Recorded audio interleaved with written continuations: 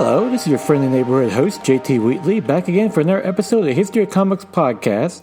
This time with another episode of Classics with Akira, both the manga and the anime by its creator, Katsuhiro Otomo. This was a classic manga series published in Japan, originally published in Japan's Young magazine from 1982 to 1990 by Katsuhiro Otomo. That is originally set from 2019 to 2030 based on which publication. The American version is in 2030 and Japan is 2019. But essentially it takes place in what's now Neo-Tokyo, which after what was believed to be a nuclear attack has since been rebuilt and is now under control of the Japanese Defense Forces, plus looking forward to hosting the latest Olympics. However, things take a turn in the streets when Kaneda, a local teenage gangster, gets into a strange run-in with his friend Tetsuya, and suddenly Tetsuya is kidnapped by the Japanese Defense Forces and taken to a strange lab where he starts exhibiting psychic powers. What's this have to do with everything? The original explosion in Tokyo, and plus a strange psychic boy named Akira? All that gets told in over 6 volumes and 2,000 pages of brilliant Japanese cyberpunk artwork by Otomo that covers many different things from the power is power, old versus young, responsibility. It's over just a great sci-fi epic from beginning to end, and truly one of the great hallmarks of Japanese manga. In fact, it was so good that Marvel tried to reprint it in Epic in a colorized version starting in 1988, but was found to be defunct. It didn't quite work, and so they used a new colorized coloring scheme to try to do it with computers, but it still didn't quite work and was never finished. Thankfully, Dark Horse made the wise move to reprint the entire 6-volume series from 2000 to 2002, which I personally owned, in the original black and white with a great English translation, and it works brilliantly. Once you read this volume, you realize this is one of the great comic book manga works, period. It's in my personal top 5. And Katsuhiro Otomo was so brilliant in this, he actually went on in the middle, actually towards the end of it in 1988, because as I said, the manga hadn't ended until 1990. He made a Japanese anime that is considered one of the great animes ever made with Akira, which released in 1988. And he did innovative things, like he had the voice actors record before animating it, which is a hallmark in like an American animation, because Disney actually requires their voice actors to do performances before they animate it, so they can actually make the characters look like the vocal performance and something like that.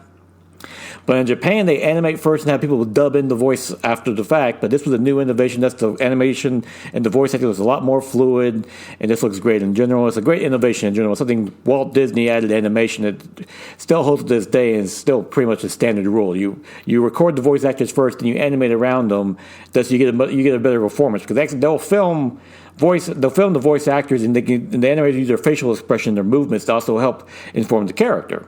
Because like everyone knows, you talk and kind of move at the same time. You speak with your body as well as your voice, as it says. But back onto Akira, this was a classic anime, still holds as one of the best animes ever made. And also, of course, the manga itself. And the neat thing about the anime is that Otomo, in a 90-minute movie, cut his story down significantly, changed a lot of characters around. I won't go into the spoilers, you haven't seen it yet. But one character in particular goes from being like a main psychic being to like a raving maniac. But it still holds up all the themes perfectly. And it's amazing. Like, this guy went from brilliant manga to a brilliant anime. And he even was able to do a great anime adaptation of Osamu Tetsuya's Metropolis. No relation to the brilliant German film. This is a good original anime based on the manga by the great Osamu Tetsuya, arguably his first great work.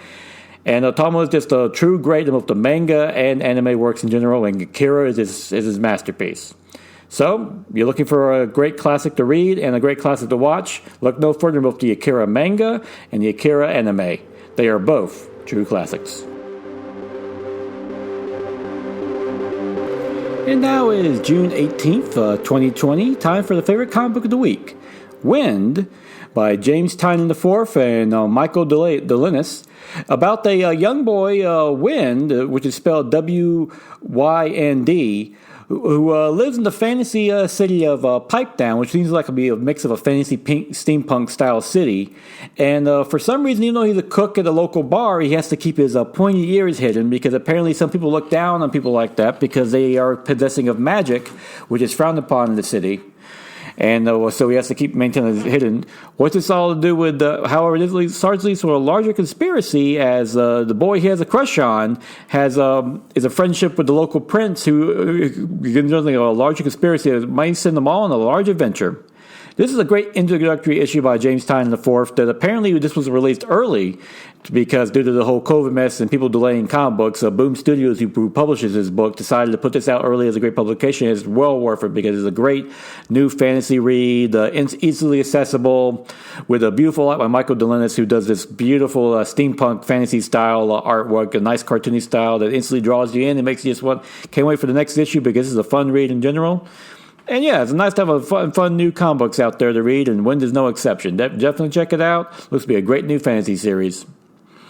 And with that, we'll be concluding this episode of the Classics. Of course, no matter considering all these trying times, it's always good to, if you have to stay in or deal with all the other things going on, enjoying good comics is always great. So, of course, try out Wind, a great new comic book, and, of course, try out the classics, both the anime and the manga, Akira. They are true classics and well worth a read and the viewing.